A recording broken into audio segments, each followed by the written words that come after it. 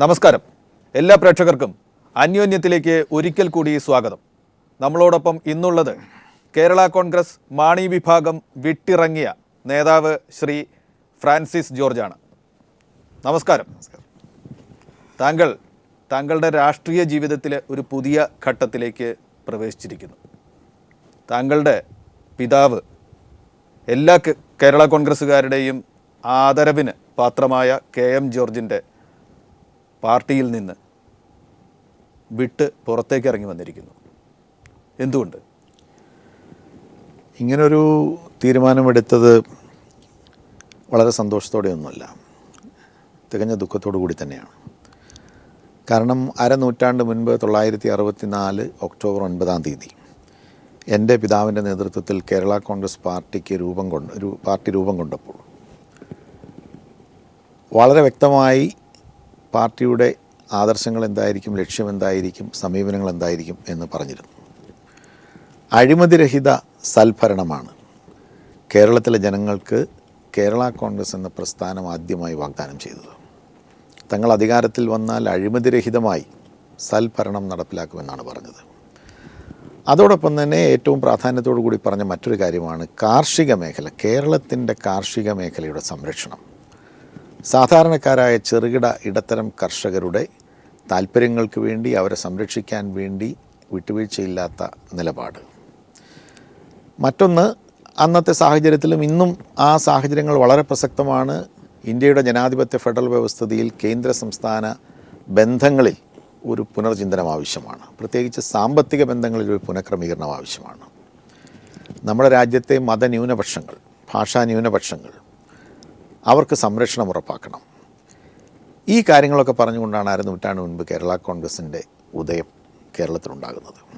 ഏറ്റവും ഒടുവിൽ 2010 പല ഭാഗങ്ങളായി ചിന്നിച്ചിതറി നിന്ന കേരള കോൺഗ്രസ്സുകൾ അങ്ങനെ ചിതറിപ്പോകുന്നത് ശരിയല്ല എന്നുള്ള ഒരു കാഴ്ചപ്പാടോടുകൂടി കേരള കോൺഗ്രസ് പ്രസ്ഥാനത്തിലെ രണ്ട് പ്രബല വിഭാഗങ്ങളായിട്ടുള്ള, ഒന്ന് ശ്രീ KM മാണി നേതൃത്വം കൊടുക്കുന്ന പ്രസ്ഥാനവും മറ്റൊന്ന് ശ്രീ PJ ജോസഫ് നേതൃത്വം കൊടുക്കുന്ന പ്രസ്ഥാനവും കൂടി യോജിച്ച് ഒരു പാർട്ടിയാകാൻ തീരുമാനിക്കുന്നു.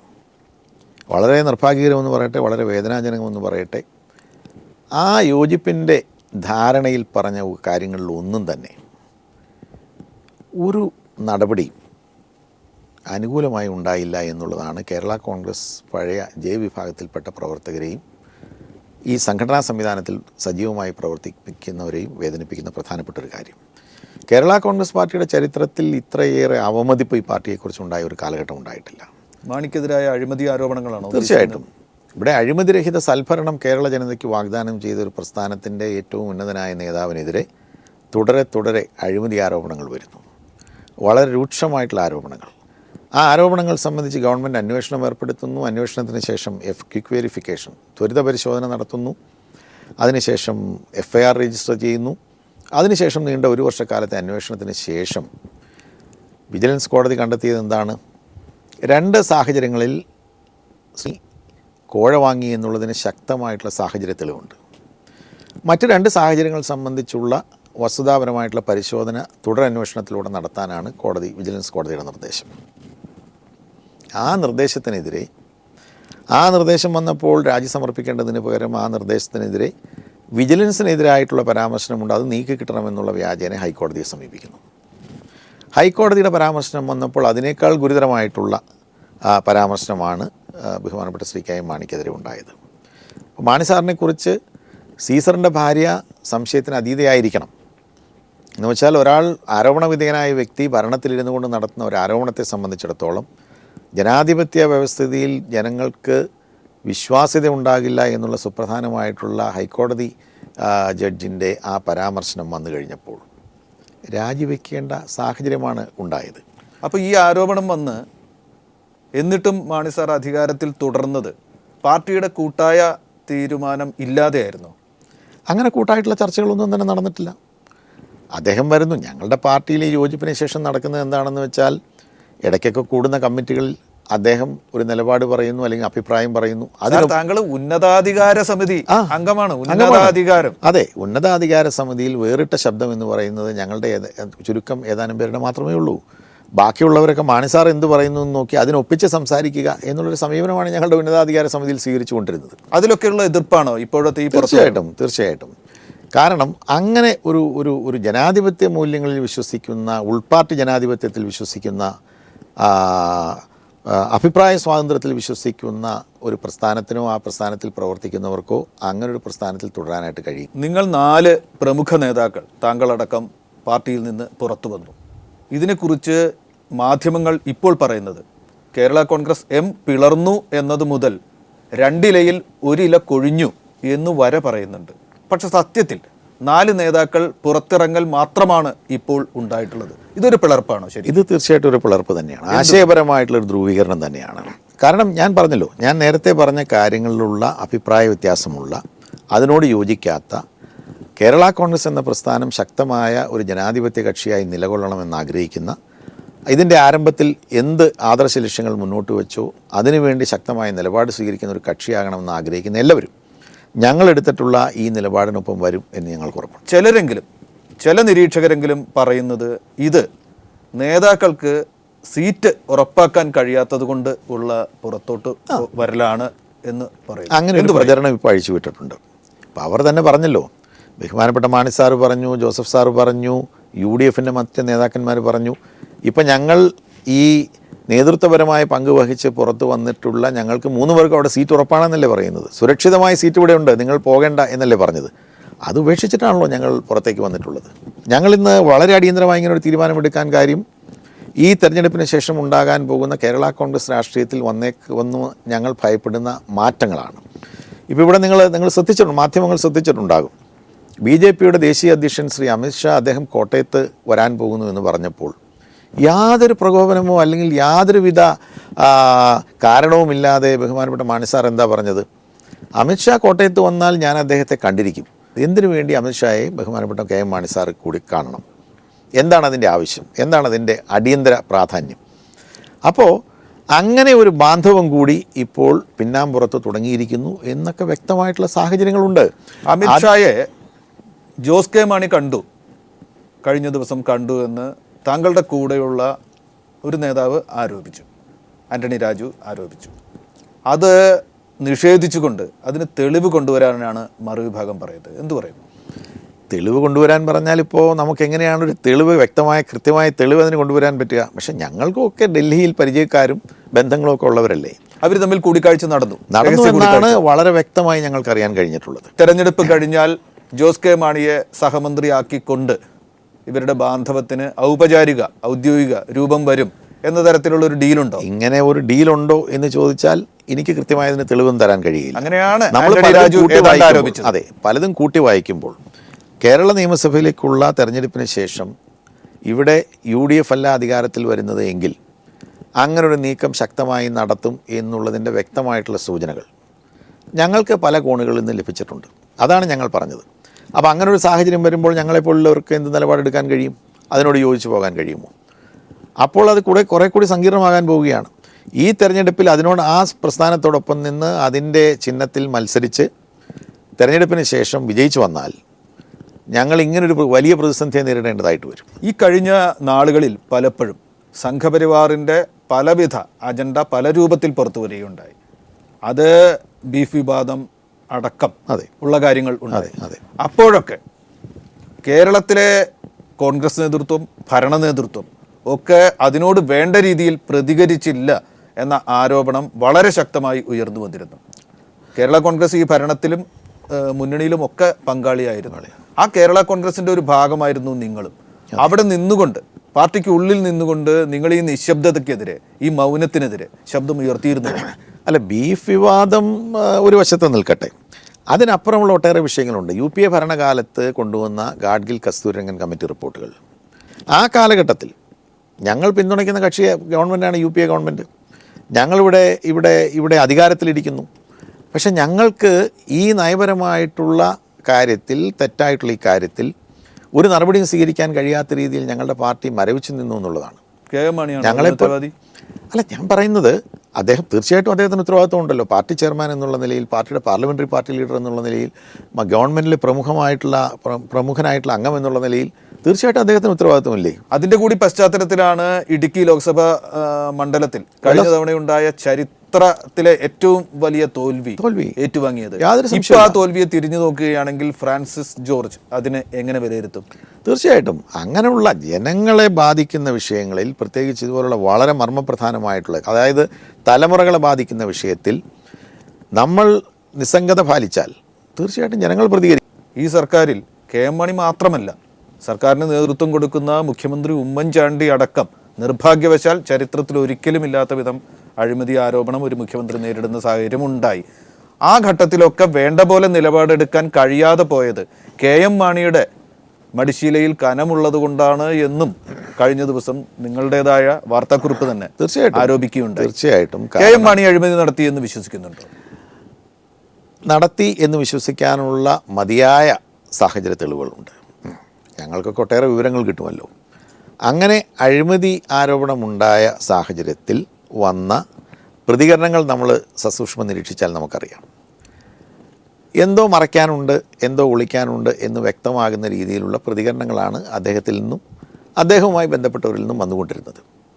തീർച്ചയായിട്ടും അതുകൊണ്ട് തന്നെ സംശയിക്കത്തക്ക, വളരെ ഗൗരവപൂർവമായി സംശയിക്കത്തക്ക സാഹചര്യങ്ങൾ അഴിമതി സംബന്ധിച്ച് ഉണ്ടായിട്ടുണ്ട് എന്ന് തന്നെയാണ്. അത് ബാർക്കോഴയിൽ മാത്രമല്ല, നമ്മുടെ ചരിത്രത്തിൽ, രാഷ്ട്രീയ ചരിത്രത്തിൽ ഒരിക്കലും ഇല്ലാത്ത വിധം ധനകാര്യമന്ത്രി ബജറ്റിലെ ഓരോ നിർദ്ദേശങ്ങളും ബന്ധപ്പെട്ടവരുമായി ചർച്ച നടത്തി അത് വിറ്റ് പണമുണ്ടാക്കി എന്ന ആരോപണം വരെ, അതിൻ്റെ അനുബന്ധമാണ് സ്വന്തം വീട്ടിൽ വോട്ടെണ്ണൽ മെഷീൻ ഉണ്ടായിരുന്നു എന്ന തരത്തിലുള്ള ആരോപണം വരെ കെ എം മാണി നേരിട്ടു. അതെ, അതൊക്കെ വളരെ നിർഭാഗ്യകരമാണ്. അങ്ങനെയുള്ള ഒരു ആരോപണങ്ങൾ കേരള ചരിത്രത്തിൽ ഇന്ന് വരെ ഒരു മന്ത്രിക്കുമെതിരെ ഇങ്ങനൊരു ആരോപണം വന്നിട്ടില്ല. വീട്ടിൽ നോട്ടെണ്ണാൻ യന്ത്രം, എന്നുവെച്ചാൽ അഴിമതി പണം എണ്ണിത്തിട്ടപ്പെടുത്താൻ യന്ത്രം വാങ്ങി വെച്ചിരിക്കുന്നു എന്നൊരു ആരോപണം ഇന്ന് വരെ കേരളത്തിൻ്റെ ചരിത്രം, ഈ രാജ്യത്തിൻ്റെ തന്നെ ചരിത്രത്തിൽ ഉണ്ടായിട്ടുണ്ടോ? അതിലൊക്കെ വസ്തുത ഉണ്ട് എന്നാണ് ഇപ്പോൾ പറയുന്നത്. ഞാനിപ്പോൾ നേരിട്ട് പറയുന്നില്ല, കാരണം ഞാൻ കണ്ടിട്ടില്ല. പക്ഷേ അങ്ങനെ പ്രമുഖ വാർത്താ മാധ്യമങ്ങളിൽ ബാനർ ഹെഡിങ്ങിൽ അങ്ങനെ ഒരു ആരോപണം വരികയുണ്ടായി. എന്തെങ്കിലും വസ്തുതകൾ ആരോപണത്തിന്റെ നിഴലിൽ നിന്ന് അദ്ദേഹത്തിന്റെ ആ പ്രതിച്ഛായ ഇപ്പോഴും പുറത്തു വന്നിട്ടില്ല. തീർച്ചയായിട്ടും ഇല്ല. അദ്ദേഹത്തിന് ഇതുപോലെ ഒരു ആരോപണം ഏൽക്കേണ്ടി വന്ന ഒരു കാലഘട്ടം ഉണ്ടായിട്ടില്ല. ബജറ്റുമായി ബന്ധപ്പെട്ടുകൊണ്ടുള്ള രേഖകൾ സംബന്ധിച്ച്, അല്ലെങ്കിൽ അതൊക്കെ എത്ര ഗൗരവമുള്ള പ്രശ്നമാണ്. ഈ സംസ്ഥാനത്തിൻ്റെ സാമ്പത്തിക സ്രോതസ് അത് പണയപ്പെടുത്തുന്നു, അല്ലെങ്കിൽ അത് വിറ്റ് കാശാക്കുന്നു എന്ന് പറഞ്ഞാൽ അതിനേക്കാൾ ഗൗരവമുള്ളൊരു ആരോപണം ഉയർന്നു വരാനുണ്ടോ? അങ്ങനെ ഒരു ആരോപണം ഉണ്ടായിട്ട് പോലും അങ്ങനെ ഒരു ആരോപണം ഉന്നയിച്ചവർക്കെതിരെ എന്തെങ്കിലും നടപടി സ്വീകരിക്കാനോ കേസ് കൊടുക്കാനോ, ഇപ്പോൾ മാണി സാറിൻ്റെ വീട്ടിൽ നോട്ടെണ്ണാൻ യന്ത്രം എന്നുള്ള വാർത്ത ബാനർ ഹെഡിങ്ങിൽ വന്നത് കേരളത്തിലെ കോട്ടയത്ത് നിന്ന് പ്രസിദ്ധീകരിക്കുന്ന പ്രമുഖമായിട്ടുള്ളൊരു പത്രത്തിലാണ്. ഒരു നിയമ നടപടി അദ്ദേഹം സ്വീകരിച്ചില്ല. അപ്പോൾ അതെല്ലാം കാണുമ്പോൾ ജനങ്ങൾ എന്ത് വിശ്വസിക്കണം? ഇതിലൊക്കെ എന്തോ അല്പസ്വല്പം കാര്യമുണ്ട് എന്ന് വിശ്വസിച്ചു. ഈ സാഹചര്യത്തിൽ ഐക്യ കേരള കോൺഗ്രസ്, നിങ്ങൾ കൂടി ഉണ്ടായിരുന്ന കേരള കോൺഗ്രസ്, മാണി സാറിനെ മാറ്റി നിർത്തി തെരഞ്ഞെടുപ്പിലേക്ക് പോകണമെന്നായിരുന്നോ നിങ്ങൾ ആഗ്രഹിച്ചിരുന്നത്? സാറിനെ ഞങ്ങൾക്ക് മാറ്റി നിർത്താനൊന്നും കഴിയില്ല. അദ്ദേഹം പാർട്ടി ചെയർമാനാണ്. ഞങ്ങൾ അദ്ദേഹത്തോട് രാജിവെക്കണം, ഹൈക്കോടതി പരാമർശം വന്നപ്പോൾ അദ്ദേഹം രാജിവെക്കണം എന്ന് പറഞ്ഞതിൻ്റെ പേരിൽ പോലും ഞങ്ങളോടൊക്കെ വലിയ ശത്രുതയും അങ്ങനെയുള്ള ഒരു മനോഭാവത്തിലാണ് അദ്ദേഹവും അദ്ദേഹത്തോട് അടുത്ത ആളുകളും കാണുന്നത്. കാരണം ഞങ്ങൾ മറ്റൊന്നും പറഞ്ഞില്ല. നീണ്ട അന്വേഷണത്തിന് ശേഷം വിജിലൻസ് കോടതിയിൽ നിന്നും ഹൈക്കോടതിയിൽ നിന്നും ഇതുപോലുള്ള നിർഭാഗ്യകരമായിട്ടുള്ള പരാമർശങ്ങൾ വന്നാൽ രാജിവെക്കുകയല്ലാതെ മറ്റു മാർഗമില്ല എന്നുള്ള കാര്യം മാത്രമേ പറഞ്ഞുള്ളൂ. ധാർമ്മികമായി നമുക്കിനി തുടരാൻ കഴിയില്ല എന്ന് പറഞ്ഞതിൻ്റെ പേരിൽ ഞങ്ങളെയൊക്കെ ഒരു ശത്രുപക്ഷത്ത് കാണുകയും അതിൽ ആ രീതിയിൽ ഞങ്ങളോട് സമീപനം സ്വീകരിക്കുകയും ചെയ്യുന്ന ഒരു തെറ്റായിട്ടുള്ള ഒരു നിലപാട്, ഇതെല്ലാം കാണിക്കുന്നത് എന്താണ്? തികഞ്ഞ ഏകാധിപത്യ പ്രവണതയല്ലേ. പാർട്ടിയാണ് കെ എം മാണി ഗൂഢാലോചനയുടെ ഇരയാണ്. ആ ഗൂഢാലോചനയുടെ പുറകിലുള്ളവരെ കണ്ടെത്തണം എന്ന് പറഞ്ഞ ഒരു അന്വേഷണ കമ്മീഷനെ നിയോഗിച്ച പാർട്ടിയാണ് കേരള കോൺഗ്രസ്. അന്വേഷണ കമ്മീഷന്റെ ഗതി എന്തായെന്ന് ആർക്കും അറിയില്ല. അന്വേഷണ കമ്മീഷൻ റിപ്പോർട്ട് സമർപ്പിച്ചു. മാണി സാർ തന്നെ പറഞ്ഞിട്ടുണ്ട്, അന്വേഷണ കമ്മീഷന്റെ റിപ്പോർട്ട്, ഗൂഢാലോചന സംബന്ധിച്ചുള്ള അന്വേഷണത്തിന്റെ റിപ്പോർട്ട് എൻ്റെ പക്കലുണ്ട്, പക്ഷെ ഞാനത് പുറത്തുവിട്ടില്ല. ഇതാണ് മാണി സാർ പറഞ്ഞത്. അങ്ങനെ ഒരു റിപ്പോർട്ട് ഉണ്ടോ? അങ്ങനെ ഒരു report Mani sir, party chairman Mani sir തന്നെ അങ്ങനെ ഒരു റിപ്പോർട്ടുണ്ടെന്ന് പറഞ്ഞാൽ നമ്മൾ എന്തിനാ വിശ്വസിക്കണം? അദ്ദേഹം തന്നെ പറഞ്ഞിരിക്കുന്നു അങ്ങനെ ഒരു റിപ്പോർട്ടുണ്ട്. എനിക്കറിയാം ആരാണ് എനിക്കെതിരെ വെച്ചിട്ടുണ്ടോ? ഇല്ലില്ല, അതൊരിടത്തും വെച്ചിട്ടില്ല. ആ റിപ്പോർട്ട് തയ്യാറാക്കി അദ്ദേഹത്തിൻ്റെ കയ്യിൽ തന്നെയായിരിക്കും ആ കമ്മിറ്റിയുടെ ചെയർമാൻ കൊടുത്തത്. എന്താണെങ്കിലും അദ്ദേഹം പറഞ്ഞിരിക്കുന്നത് ഇങ്ങനൊരു റിപ്പോർട്ടുണ്ട്, എനിക്കറിയാം എന്താണ് സംഭവിച്ചത്, ആരാണ് ഗൂഢാലോചന നടത്തിയത്, പക്ഷേ ഞാനതിപ്പോൾ പുറത്തുവിടാൻ ആഗ്രഹിക്കുന്നില്ല. ഇതാണ് അദ്ദേഹം പറഞ്ഞത്. അതിലൂടെ അദ്ദേഹം ഇന്നത്തെ UDF സംവിധാനത്തിലെ പ്രമുഖരായിട്ടുള്ള പലരെയും സംശയത്തിൻ്റെ നിഴലിൽ നിർത്തിയിരിക്കുകയാണ്. അതും വളരെ നിർഭാഗ്യകരമായിട്ടുള്ളൊരു സാഹചര്യമല്ലേ. അവരോട് കൈകോർത്തുകൊണ്ടാണ് അദ്ദേഹം തെരഞ്ഞെടുപ്പിന് പോകുന്നത്. അതെ, ഒരു മുന്നണിയിൽ ഇരുന്നു കൊണ്ട് ഭരണം നടത്തുകയും ആ മുന്നണിയിൽ നിന്ന് അതിൻ്റെ പ്രമുഖരായിട്ടുള്ള അല്ലെങ്കിൽ പ്രധാനപ്പെട്ട വകുപ്പുകൾ കൈകാര്യം ചെയ്യുന്നവർ അല്ലെങ്കിൽ മുന്നണിക്ക് നേതൃത്വം കൊടുക്കുന്നവർ തനിക്കെതിരെ ഗൂഢാലോചന നടത്തി എന്നുള്ള വളരെ ഗൗരവമുള്ള ആരോപണം ഉന്നയിക്കുകയും എന്നിട്ട് അവരുമായി കൈകോർത്ത് തെരഞ്ഞെടുപ്പിലേക്കും അതുപോലെ തന്നെ രാഷ്ട്രീയ പ്രവർത്തനവുമായി മുന്നോട്ട് പോവുക എന്ന് പറഞ്ഞാൽ ഇതെന്ത് രാഷ്ട്രീയമാണ്? നിങ്ങൾ ആരോപിക്കുന്നു കെ എം മാണിക്ക് ഏകാധിപത്യ പ്രവണതയുണ്ട്. കെ എം മാണി ഏകാധിപതിയാണോ പാർട്ടിയിൽ? അദ്ദേഹം ഏകാധിപതിയാണോ എന്ന് ചോദിച്ചാൽ പുറമേക്ക് അങ്ങനെയുള്ള യാതൊരു രീതിയും നമുക്ക് കാണാനായിട്ട് കഴിയില്ല. അദ്ദേഹം വളരെ സൗമ്യമായി വളരെ സ്നേഹപൂർവ്വമായി ഒക്കെ അദ്ദേഹം പെരുമാറും. ചിരിക്കുകയും തോളത്ത് തട്ടുകയും തലോടുകയും ഒക്കെ അദ്ദേഹം ചെയ്യും. പക്ഷേ ആത്യന്തികമായൊരു തീരുമാനം വരുമ്പോൾ അത് തികച്ചും ഏകപക്ഷീയമായിട്ടും വൺ സൈഡഡായിട്ടും മാത്രമേ ഞങ്ങളുടെ അനുഭവത്തിൽ ഞങ്ങൾക്ക് ബോധ്യപ്പെട്ടിട്ടുള്ളൂ.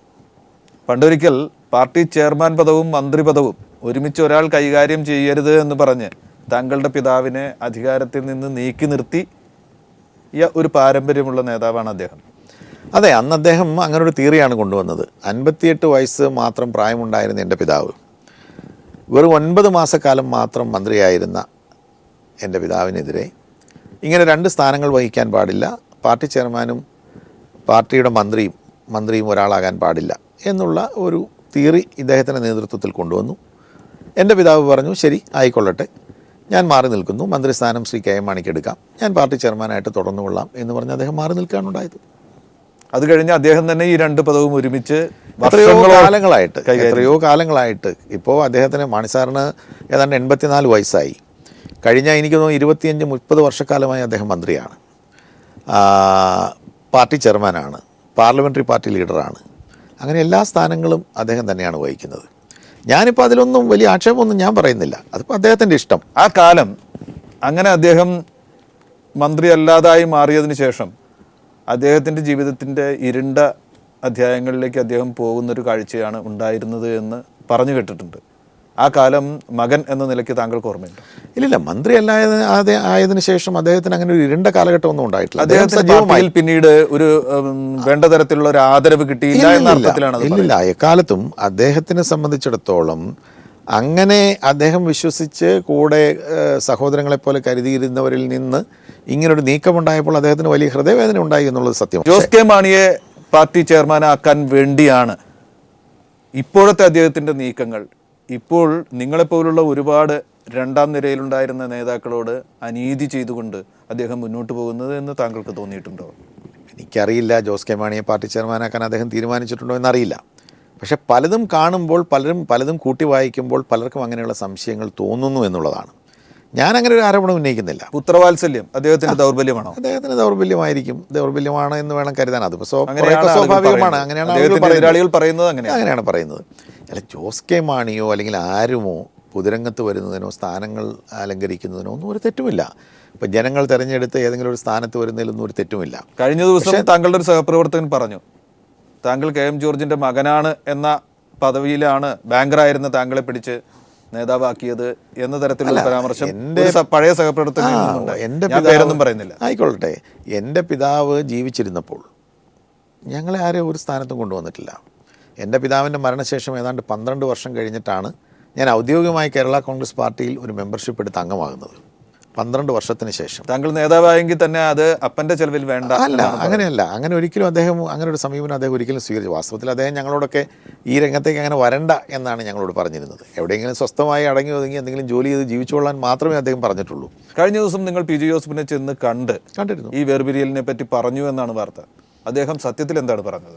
ഇല്ല, ഞങ്ങൾ പിരിയാൻ പോകുന്നത് അങ്ങനെയൊന്നും കൃത്യമായിട്ട് അദ്ദേഹത്തോട് പറഞ്ഞില്ല. പക്ഷേ ഞങ്ങൾ അദ്ദേഹത്തെ ചെന്ന് കണ്ടിരുന്നു, അദ്ദേഹത്തോട് കാര്യങ്ങളൊക്കെ സംസാരിച്ചു, അദ്ദേഹവുമായി ഒരുമിച്ചിരുന്ന് ഭക്ഷണം കഴിച്ചു. വളരെ സ്നേഹത്തോടു കൂടി സൗഹാർദ്ദത്തോടു കൂടിയാണ് ഞങ്ങൾ പിരിയുന്നത്. ഞങ്ങൾക്ക് ആർക്കും അദ്ദേഹത്തോട് ഒരു വിരോധമോ എന്തെങ്കിലും പരിഭവമോ പരാതിയോ ഒന്നുമില്ല.